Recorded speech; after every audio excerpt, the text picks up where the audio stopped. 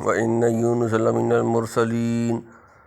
إذ أبق إلى الفلك المشحون فساهم فكان من المدحضين فالتقمه الحوت وهو مليم فلولا أنه كان من المسبحين للبث في بطنه إلى يوم يبعثون فنبذناه بالعراء وهو سقيم وأنبتنا عليه شجرة من يقطين وأرسلناه إلى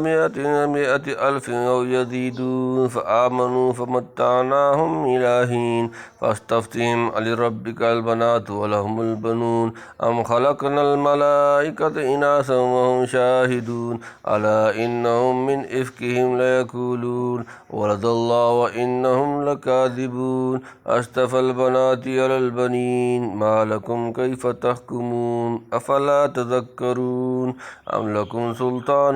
مبين فأتوا بكتابكم إن كنتم صادقين وجعلوا بينه وبين الجنة نسبا ولقد علمت الجنة إنهم لمحضرون سبحان الله عما يصفون إلا عباد الله المخلصين فإنكم وما تعبدون ما أنتم عليه بفاتنين إلا من هو صال الجحيم وما منا إلا له مقام معلوم وإنا لنحن الصافون وإنا لنحن المسبحون وإن كانوا ليقولون لو أن عندنا ذكر من الأولين لكنا عبادنا المخلصين عباد الله المخلصين فكفروا به فسوف يعلمون ولقد سبقت كلمتنا لعبادنا المرسلين إنهم لهم المنصورون وإن جندنا لهم الغالبون فتول عنهم حتى حين أبصرهم فسوف يبصرون فبعذابنا يستعجلون فإذا نزل بساحتهم فساء صباح المنذرين وتول عنهم حتى حين وأبصر فسوف يبصرون سبحان ربك رب العزة عما يصفون وسلام على المرسلين والحمد لله رب العالمين وإن يونس لمن المرسلين وإن اور بے شک یونس لمن البتہ سے المرسلین رسولوں اور تحقیق یونس ہے رسولوں میں سے اذ ابقا الی الفلک المشحون اس جب ابقا بھاگ گئے وہ الی طرف الفلک کشتی المشحون بھری ہوئی جب بھاگ کر پہنچا اس بھری کشتی پر فساہم فکان من المدحضین فساہم تو کرا ڈالا فکان سو وہ ہوا من سے المدحضین دھکیلے گئے پھر کرا ڈلوایا تو نکلا خطاوار کشتی دریا میں چکر کھانے لگی لوگوں نے کہا اس میں کوئی غلام ہے اپنے مالک سے بھاگا ہوا سب کے ناموں پر کئی مرتبہ کرا ڈالا ہر مرتبہ ان کا نام نکلا یہ قصہ سورہ یونس اور سورہ انبیاء میں مفصل گزر چکا ہے وہاں اس کی تحقیق ملاحظہ کی جائے فالتقمہ الحوت وہو ملیم فالتقمہ پھر اسے نگل لیا الحوت مچھلی وہوا اور وہ ملیم ملامت کرنے والا پھر لقمہ کیا اس کو مچھلی نے اور وہ الزام کھایا ہوا تھا الزام یہی تھا کہ خطائے اجتہادی سے حکم الہی کا انتظار کیے بغیر بستی سے نکل پڑے اور عذاب کے دن کی تعیین کر دی فلولا انه كان من المسبحين فلولا پھر اگر نہ انه یہ کہ وہ کانا ہوتا من سے المسبحین تسبیح کرنے والے پھر اگر نہ ہوتی یہ بات کہ وہ یاد کرتا تھا پاک ذات کو للبث في بطنه الى يوم يبعثون للبث البتہ رہتا فی بطنه اس کے پیٹ میں الى تک یوم يبعثون بعثت کے دن روز محشر تو رہتا ہے اس کے پیٹ میں جس دن تک کہ مردہ زندہ ہوں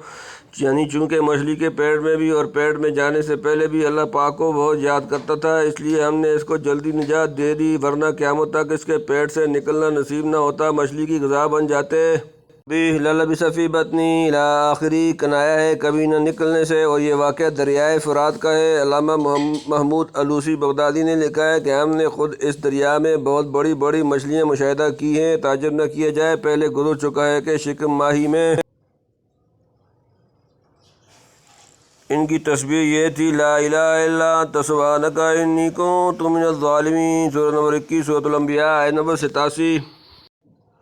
فنبذناہ بالعراء وہو سقیم فنبذناہ پھر ہم نے اسے پھینک دیا بالعراء چٹیل میدان میں وہو اور وہ سقیمون بیمار پھر ڈال دیا ہم نے اس کو چٹیل میدان میں اور وہ بیمار تھا وَأَنبَتْنَا عَلَيْهِ شَجَرَةً مِّن يَقْطِينٍ وَأَنبَتْنَا اور ہم نے اگایا علیہ اس پر شجرتاً ایک پودا من سے یقطین بیلدار کدو، اور اگایا ہم نے اس پر ایک درخت بیل والا۔ مچھلی کو حکم ہوا اس نے حضرت یونس کو اپنے پیٹ سے نکال کر ایک میدان میں ڈال دیا۔ غالباً کافی غذا و ہوا وغیرہ نہ پہنچنے کی وجہ سے بیمار اور نحیف ہو گئے۔ کہتے ہیں کہ دھوپ کی شعاع اور مکھی وغیرہ کا بدن پر بیٹھنا بھی ناگوار ہوتا تھا۔ اللہ کی قدرت سے وہاں کدو کی بیل ہو گئی، اس کے پتوں نے ان کے جسم پر سایہ کر لیا، اور اسی طرح قدرت خداوندی سے غذا وغیرہ کا سامان بھی ہو گیا۔ وَأَرْسَلْنَاهُ إِلَىٰ مِائَةِ أَلْفٍ أَوْ يَزِيدُونَ وَأَرْسَلْنَاهُ اور ہم نے بھیجا اس کو اِلیٰ طرف مِائَةِ أَلْفٍ 1,00,000 أَوْ یا یزیدون اس سے زیادہ، اور بھیجا اس کو 1,00,000 آدمیوں پر یا اس سے زیادہ، یعنی اگر صرف عاقل بالغ گنتے تو 1,00,000 تھے، اور اگر سب چھوٹوں بڑوں کو شامل گنتے تو زیادہ تھے، یا یوں کہو کہ 1,00,000 سے گزر کر 2,00,000 تک نہیں پہنچے تھے۔ 1000 کی کسر نہ لگاؤ تو 1,00,000 کہہ لو، اور کسر لگائی جائے تو 1,00,000 کے اوپر چند ہزار ہوتے ہیں۔ اللہ عالم۔ ام خلقنا الملائکۃ اناثا وہم شاہدون ام کیا خلقنا ہم نے پیدا کیا الملائکۃ فرشتے اناثا عورت وہم اور وہ شاہدون دیکھ رہے تھے، یا ہم نے بنایا فرشتوں کو عورت اور وہ دیکھتے تھے۔ الا انہم من افکہم لیقولون الا یاد رکھو انہم بے شک وہ من سے افکہم اپنی بہتان ترازی لیقولون البتہ کہتے ہیں، سنتا ہے وہ اپنا جھوٹ بنایا کہتے ہیں۔ ولد اللہ وانہم لکاذبون ولد اللہ پیدا کیا اللہ نے، وانہم لکاذبون اور بے شک وہ البتہ جھوٹے ہیں کہ اللہ کی اولاد ہوئی اور وہ بے شک جھوٹے ہیں۔ یعنی انبیاء کا حال تو سن لیا کہ حضرت نوح علیہ السلام، ابراہیم، اسماعیل، موسیٰ، ہارون، الیاس، لوط، یونس علیہ السلام سب کی مشکلات اللہ کی امداد و اعانت سے حل ہوئیں۔ کوئی بڑے سے بڑا مقرب اس کی دستگیری سے بے نیاز نہیں۔ اب آگے تھوڑا سا فرشتوں اور جنوں کا حال سن لو، جن کی نسبت خدا جانے کیا کیا واہی تباہی عقیدے تراش کر رکھے ہیں۔ چنانچہ عرب کے بعض قبائل کہتے تھے کہ فرشتے خدا کی بیٹیاں ہیں۔ جب پوچھا جاتا کہ ان کی مائیں کون ہیں تو بڑے بڑے جنوں کی لڑکیوں کو بتلاتے۔ اس طرح لیاذ باللہ خدا کا ناطہ جنوں اور فرشتوں دونوں سے جوڑ رکھا تھا۔ آگے دونوں کا حال ذکر کیا جاتا ہے، مگر اس سے پہلے بطور توطیہ و تمہید کفار عرب کے اس لچر پوچ عقیدے کا رد کیا گیا ہے۔ چنانچہ ابتدائی سورہ سے اپنی عظمت و وحدانیت کے دلائل اور قصص کے ضمن میں اپنی قدرت قاہرہ کے آثار بیان کرنے کے بعد فرماتے ہیں کہ اب ذرا ان احمقوں سے پوچھیے، کیا اتنی بڑی عظمت و قدرت والا خدا معاذ اللہ اپنے لیے اولاد بھی تجویز کرتا تو بیٹیاں لیتا اور تم کو بیٹے دیتا؟ ایک تو یہ گستاخی کہ خداوند قدوس کے لیے اولاد تجویز کی، اور پھر اولاد بھی کمزور اور گھٹیا، اس پر مستزاد یہ کہ فرشتوں کو مونس عورت تجویز کیا یہ جس وقت ہم نے فرشتوں کو پیدا کیا تھا یہ کھڑے دیکھ رہے تھے کہ انہیں عورتیں بنایا گیا ہے۔ لا حول ولا قوت الا باللہ، اس جہالت کا کیا ٹھکانہ ہے۔ اصطفی البنات علی البنین اصطفیٰ کیا اس نے پسند کیا البناتی بیٹیاں علی البنین بیٹوں پر، کیا اس نے پسند کی بیٹیاں بیٹوں سے۔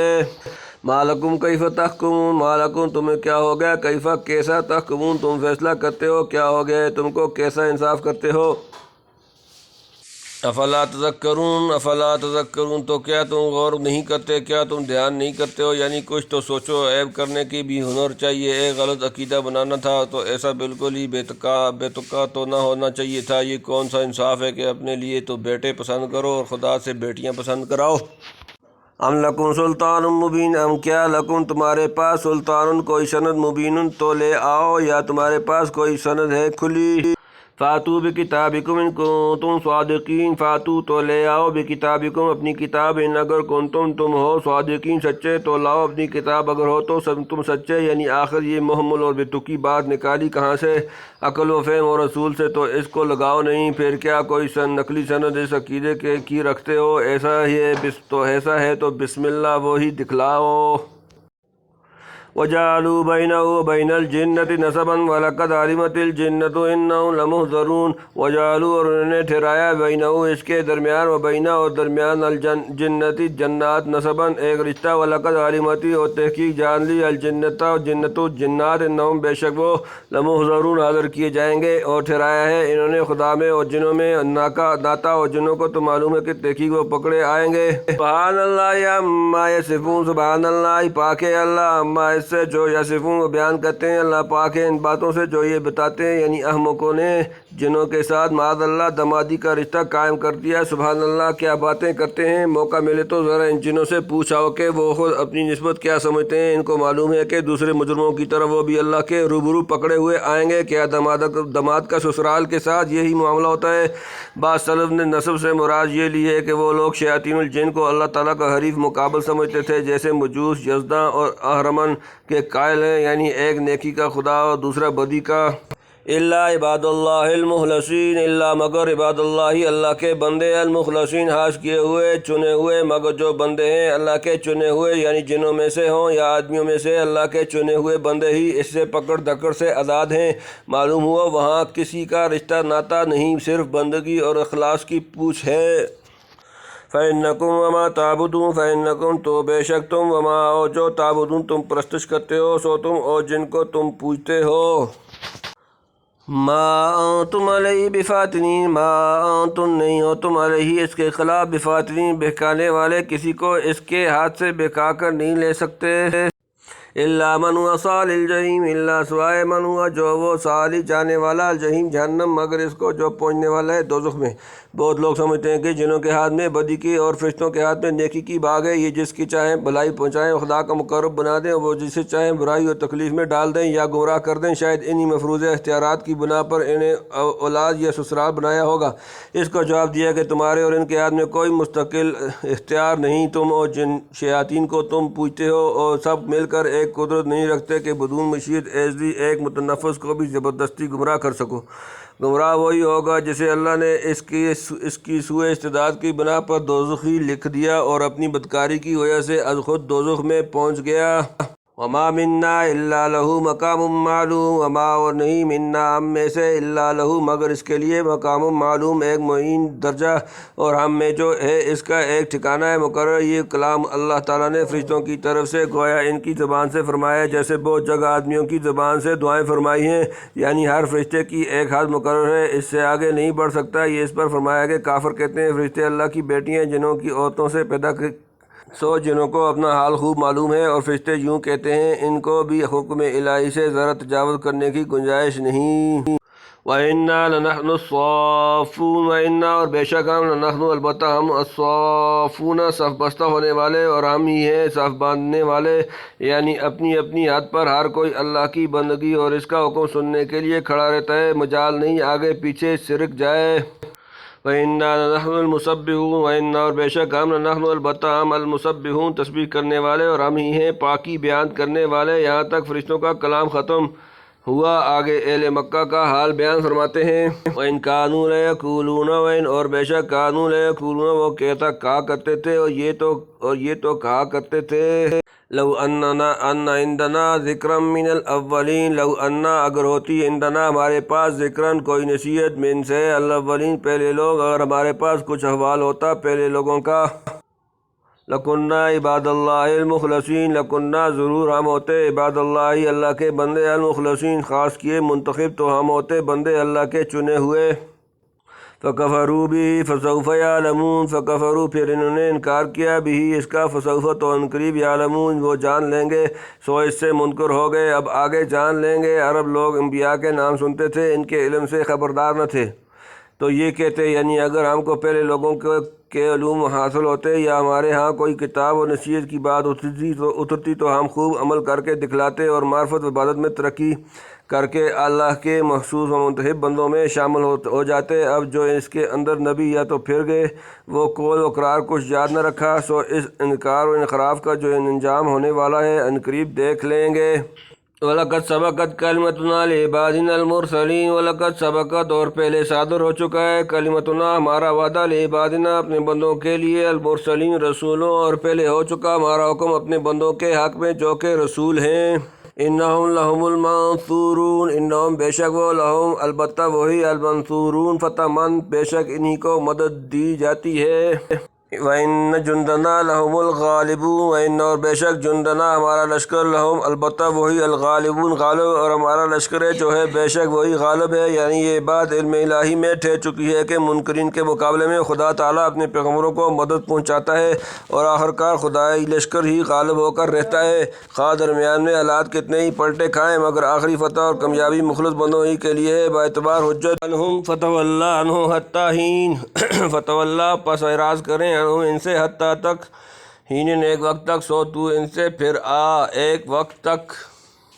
وابصرہم فسوف یبصرون وابصرہم اور انہیں دیکھتے رہیں فسوف پس عنقریب یبصرون وہ دیکھ لیں گے اور ان کو دیکھتا رہ کہ وہ آگے دیکھ لیں گے، یعنی ابھی چند روز انہیں کچھ نہ کہیے، صبر کے ساتھ آپ ان کا حال دیکھتے رہیے اور یہ اپنا انجام لیں گے۔ چنانچہ دیکھ لیا۔ افبعذابنا یستعجلون افبعذابنا تو کیا ہمارے عذاب کے لیے یستعجلون وہ جلدی کر رہے ہیں، کیا ہماری آفت کو جلد مانگتے ہیں۔ فَإِذَا نَزَلَ بِسَاحَتِهِمْ فَسَاءَ صَبَاحُ الْمُنذَرِينَ فَإِذَا تو جب نزل وہ نازل ہوگا بِسَاحَتِهِمْ ان کے میدان میں فَسَاءَ تو بری صبح المنذرین جن کو ڈرایا جا چکا ہے، پھر جب اترے گی ان کے میدان میں تو بری صبح ہوگی ڈرائے ہوں کی۔ شاید فسوف یبصرون سن کر کہا ہوگا کہ پھر دیر کیا ہے، ہم کو ہمارا انجام جلدی دکھلا دو۔ اس کا جواب دیا کہ اپنے اوپر جو آفت لائے جانے کی جلدی مچا رہے ہو، جب وہ آئے گی تو بہت برا وقت ہوگا۔ عذاب الہی اس طرح آئے گا جیسے کوئی دشمن گھات میں لگا ہوا ہو اور صبح کے وقت یک میدان میں اتر کر چھاپا مارا جائے۔ عذاب آنے کے وقت یہی حشر ان لوگوں کا ہوگا جنہیں پہلے سے ڈر سنا کر ہوشیار کر دیا گیا تھا۔ چنانچہ فتح مکہ وغیرہ میں ایسا ہی ہوا۔ وَتَوَلَّ عَنْهُمْ حَتَّىٰ حِینٍ وَتَوَلَّ اور اعراض کریں عنہم ان سے حتیٰ تک حین ایک وقت تک۔ وَأَبْصِرْ فَسَوْفَ يُبْصِرُونَ وَأَبْصِرْ اور دیکھتے رہیے فَسَوْفَ پس عنقریب یبصرون وہ دیکھ لیں گے اور دیکھتا رہے اب آگے دیکھ لیں گے۔ شاید پہلا وعدہ دنیا کے عذاب کا تھا اور یہ آخرت کے عذاب کا ہے ہو، یعنی آپ دیکھتے جائیے اب آگے چل کر آخرت میں یہ کافر کیا کچھ دیکھتے ہیں۔ سبحان ربک رب العزت عما یصفون سبحانہ پاک ہے ربک تمہارا رب، رب العزت عزت والا، رب عما اس سے جو یصفون وہ بیان کرتے ہیں، پاک ذات ہے تیرے رب کی، وہ پروردگار عزت والا پاک ہے ان باتوں سے جو بیان کرتے ہیں۔ وسلام علی المرسلین وسلام اور سلام اعلیٰ پر المرسلین رسولوں اور سلام ہے رسولوں پر۔ والحمد للہ رب العالمین والحمد اور تمام تعریفیں للہ اللہ کے لیے رب العالمین تمام جہانوں کا رب، اور سب خوبی اللہ کو جو رب ہے سارے جہان کا۔ خاتمہ صورت پر تمام اصولی مضامین کا خلاصہ کر دیا، یعنی اللہ کی ذات تمام عیوب و نقائص سے پاک اور تمام محاسن و کمالات کی جامع ہے، سب خوبیاں اسی کی ذات میں مجتمع ہیں، اور انبیاء اور رسل پر اس کی طرف سے سلام آتا ہے جو ان کی عظمت و عصمت اور سالم و منصور ہونے کی دلیل ہے۔ تنبیہ احادیث سے بعد نماز اور ختم مجلس پر ان آیات کے پڑھنے کی فضیلت ثابت ہوتی ہے، اس لیے سورہ حاضہ کے فوائد کو انہی آیات متبرکہ پر ختم کرتا ہوں۔ اے اللہ میرا خاتمہ بھی اسی عقیدہ محکم پر کیجیے۔ سبحان ربک رب العزت عما یصفون سورہ نمبر 180 وسلام علی المرسلین آیت نمبر 181 والحمد للہ رب العالمین آیت نمبر 182 سورہ نمبر 37 سورہ صافات آیت نمبر 180 تا 182 تمت فوائد الصافات